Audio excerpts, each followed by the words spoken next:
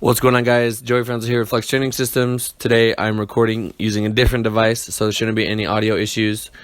I record the exact same way when I do my my gaming stuff, and I don't have any issues with audio for whatever reason. I don't know why it doesn't work whenever I use the camera. So no camera, clearly. But you have my voice, and hopefully that's enough. Today we're going to be talking about just a lot of nutrition stuff. I couldn't, I've learned that over time I'm going to have to re-go over topics because there's new people that come in, there's new subscribers, I got new people on the team, there's just, new people coming to powerlifting all the time, and it's just like, I got to go over it. Maybe add a little bit of new information here and there and just try to put out something that's helpful for people. That is, it's relatively simple, but the amount of people that don't do it, I think it's so simple. People take it for granted. People don't think it's that big of a deal, and they kind of don't even realize it. But what I'm about to share with you guys today, I think it's very useful.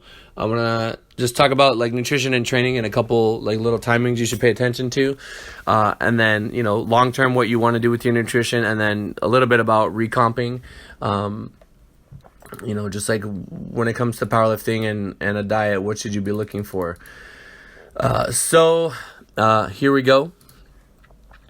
So first off, I'm just going to throw out some things that you can be doing to ensure that you have good training sessions. Some of them have to do with, just like right before your training, and the other one is throughout the week. So if you're assuming you're eating at maintenance, if you're dieting or bulking, if you're bulking, you can get away with probably not doing any of this. You're probably going to be eating enough to where this is going to take care of itself. If you're dieting, you really want to pay attention to this, and you want to structure your food around, these times and when you're about to train. If you're at maintenance, it's still important, but not as important as if you're dieting. If you're dieting, you don't have a lot to work with, so you can't miss these, right? The day before you train, I would say 1 to 2 days before you train, it's very important that you're getting enough carbs to help you recover, and that your glycogen stores are decent enough to where you can have a solid session. You don't need to be refeeding right before. Although if you are using refeeds, I recommend structuring them around your most important squat days. Usually that's Monday, Tuesday for my guys. Monday, Tuesday, Wednesday, Monday, Wednesday, something like that. That's just going to ensure that you have your energy when you need it, right? For me, I like to eat all my food around my training and then just kind of suck it up the rest of the day, and I go to sleep hungry, just because I obviously am not moving when I sleep, so I don't need it as much. That's what's worked best for me. Some people might not like that. Some people might like the feeling of eating before bed. Then you're gonna have to do what you got to do based on the amount of kind of calories that you're allowed. So there's that. And then moving into the next kind of important timing is 2 hours before you train, or your last meal before your session. This is going to help keep your energy consistent throughout the session. But if you don't, if you're doing a double day, for example, then you're going to need more than just this.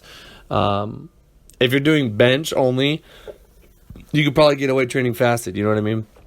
But if you're training lower, it's really important that 2 hours, you have a decent meal, 2-3 hours before you train.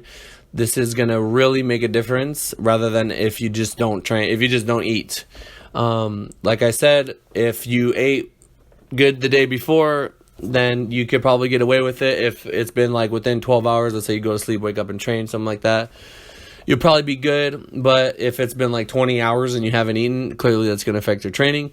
So yeah, 2 hours just before you train, that's really important that you're getting enough, getting sufficient amount of carbs in there. I read somewhere a long time ago, 30% of your calories for the day, you want to have them before you train. I don't necessarily, I would have to look at someone's individual macros and then, give them something myself.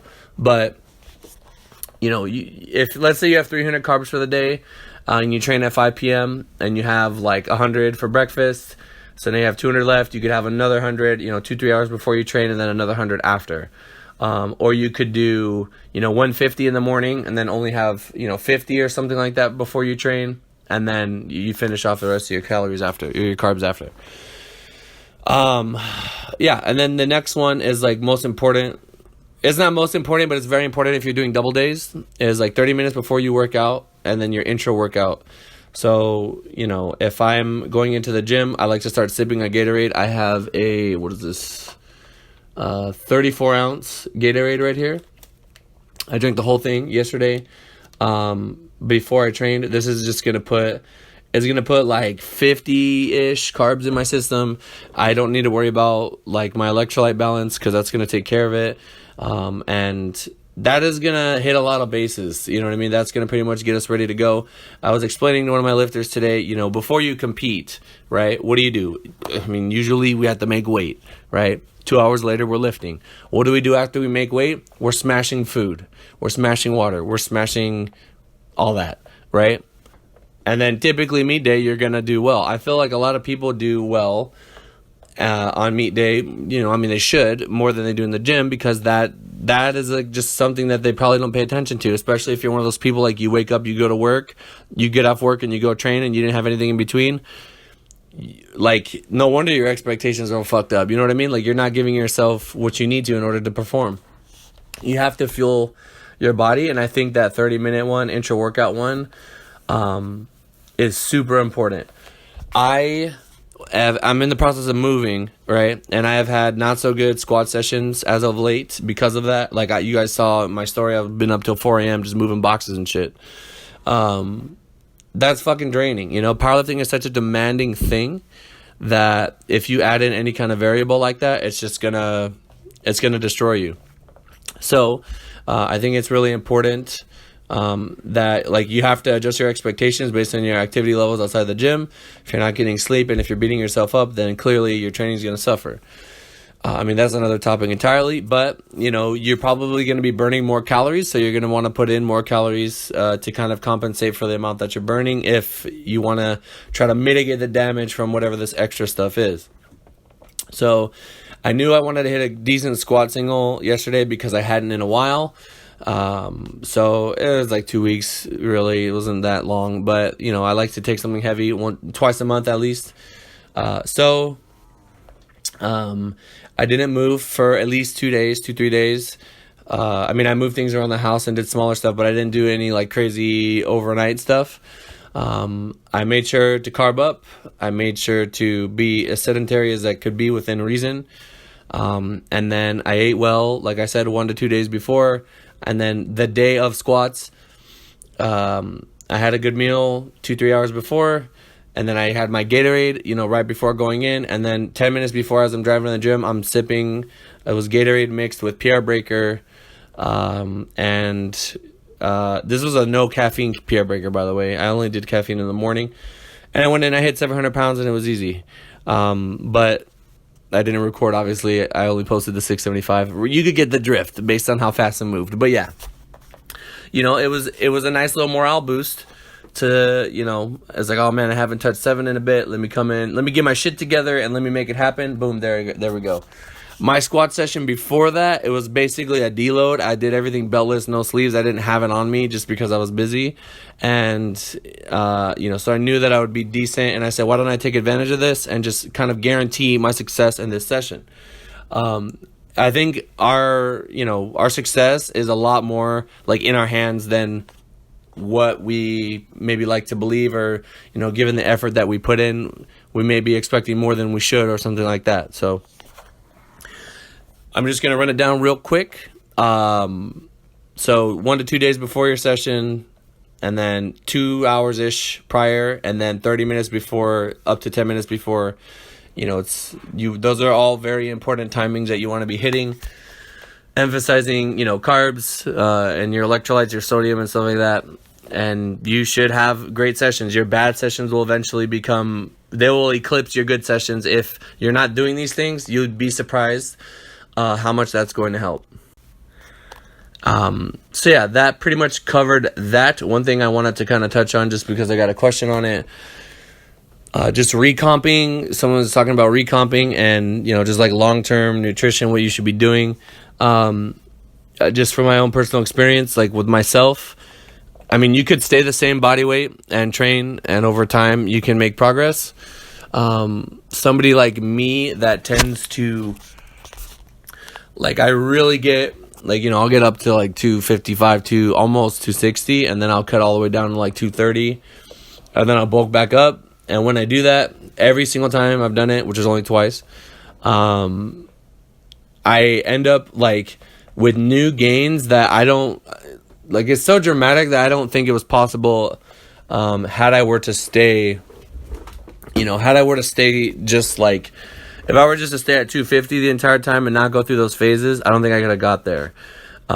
Just something about being able to eat in a surplus and consistently train, your recovery just fucking bodies all your training. Like, you just beat whatever you're doing, your body just kind of, you just dominate it. Your recovery is like over 9,000, and you're just like getting through sessions, and you're doing more each session, and it's a great feeling. If you're one of those people that hasn't done anything in a caloric surplus in a long time, I would say maybe try it. Do whatever you got to do to put yourself in a position to be able to do that. There's a lot of like yo-yo dieting that happens, and you can do like smaller phases of that. So like for me, I did 6 months. It was like 6 months diet, and then it took me like a year to like get back up to the weight I was before, and I was like, way stronger. You can do like 12 weeks and 24 weeks. You can do whatever you got to do. But I think it can help long term to just hit a decent diet when you don't have a competition, when you're not really worried about anything. This is like, you're not doing, maybe you just finished Nats and you don't care about doing anything till next Nats. Then you can take the time to kind of just like reinvent yourself. You're going to diet down, get yourself in a good position to bulk, and then you're hitting that bulk, and then I would be shocked if you got back to where you were and you weren't just a completely different lifter, stronger all around, and stuff like that. There are some like mindset things that you need to focus on, like when you're dieting. Obviously, you're not going to be able to expect more of yourself going into the gym, but that's a whole nother video. I just wanted to, tell you guys, when people say recomp, you can recomp like at the same weight, or you can do like, let's say you take year to year, like, January 1st to January 1st, where within that time you end up at the same body weight or close to it, but you've gone through a big diet and a big bulk to end up where you are. You've essentially recomped, right? If we took a time machine and we just went forward 1 year, and you'd weigh the same, but you're lifting more weights now. You're a better lifter. And that's one of the things about powerlifting, is we do have to be like, we're stuck in our weight class, right? All of this nutrition stuff, it all has to do with, staying in your weight class and doing the best that you can without, spilling over, if that's the thing. A lot of my top guys, they do decent cuts, but we tend to adjust our expectations because, typically any kind of cut you do, your numbers may be, they're subject to change based on how the cut went. I would say for smaller people, it's like, 2 to 7 kilos, something like that, maybe 10. For bigger people, it's weird. It's like it doesn't really bother you much because it's a lot easier to cut the bigger you are. I'm getting like off topic now. I just wanted to, touch on recomping a little bit. And like I said, maybe if you hadn't had a period of training in a surplus, maybe now's the time to try it. If you guys have any questions, drop them down below. One of you guys mentioned that I didn't drop a hashtag. Let me get a hashtag building in the comments below. I hope you appreciate the better audio. I'm just trying to keep up with these videos and crank them out at least once a week while I'm in the middle of probably it is by far the busiest time in my life. I keep saying that. Like every other month, I keep saying this is busy. I don't know how much more I could take, man. But hopefully this move will be done soon, and then we can get into doing some fun stuff. But yeah, guys, thank you so much. We got Nats coming up. The Arnold qualification standards by IPF points are out. They're pretty reasonable. I would say this is going to be the best time to get in. It's only going to go up from here. So if you're one of those people that has always wanted to do the Arnold, that you want something to aspire to, something to just like an experience to check off, this is the year to do it. So yeah, guys, thank you so much for your time, and I will talk to you in the next one. Peace.